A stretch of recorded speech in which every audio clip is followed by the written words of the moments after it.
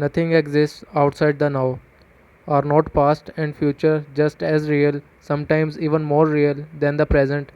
After all, the past determines who we are, as well as how we perceive and behave in the present, and our future goals determine which action we take in the present. You have not yet grasped the essence of what I am saying, because you are trying to understand it mentally. The mind cannot understand this. Only you can. Please just listen. Have you ever experienced, done, thought, or felt anything outside the now? Do you think you ever will? Is it possible for anything to happen or be outside the now? The answer is obvious. It is not. Nothing ever happened in the past. It happened in the now. Nothing will never happen in the future. It will happen in the now. What you think of as the past is a memory trace stored in the mind of a former now. When you remember the past, you reactivate a memory trace, and you do so now. The future is an imagined now, a projection of the mind. When the future comes, it comes as the now. When you think about the future, you do it now. Past and future obviously have no reality of their own, just as the moon has no light of its own, but can only reflect the light of the sun. So are past and future only pale reflections of the light, power, and reality of the eternal present. Their reality is borrowed from the now. The essence of what I am saying here cannot be understood by the mind. The moment you grasp it, there is a shift in consciousness from mind to being, from time to presence suddenly. Everything feels alive, radiates energy, emanates being. The key to the spiritual dimension. In life threatening emergency situations, the shift in consciousness from time to presence sometimes happen naturally.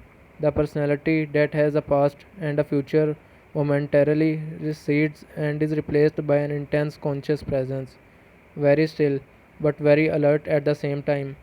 Whatever response is needed then arises out of that state of consciousness. The reason why some people love to engage in dangerous activities such as mountain climbing, car racing, and so on, although they may not be aware of it, is that it forces them into the now, that intensely alive state that is free of time, free of problems, free of thinking, free of the burden of the personality. Slipping away from the present moment, even for a second, may mean death.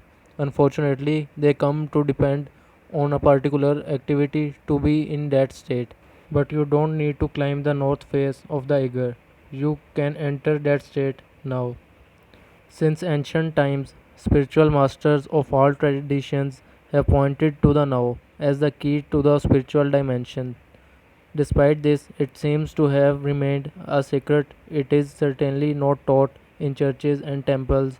If you go to a church, you may hear readings from the Gospels, such as, "Take no thought for the morrow shall take thought for the things of itself," or "Nobody who puts his hands to the plow and looks back is fit for the kingdom of God."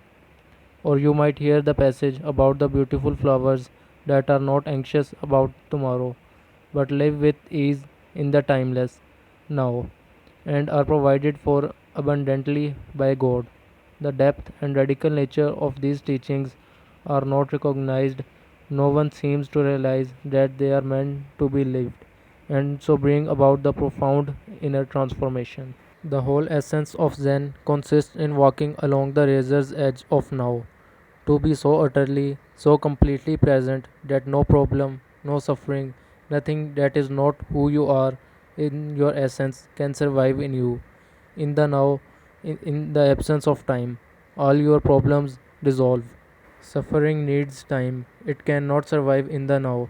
The great Zen master Rinzai, in order to take his students' attention away from time, would often raise his finger and slowly ask, "What at this moment is lacking?" A powerful question that does not require an answer on the level of the mind. It is designed to take your attention deeply into the now. A similar question in the Zen tradition is this: if not now, when?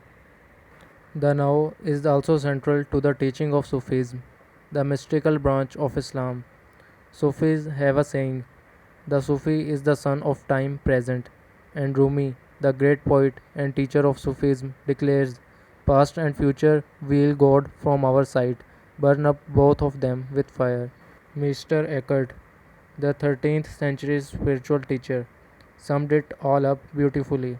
Time is what keeps the light from reaching us. There is no greater obstacle to God than time.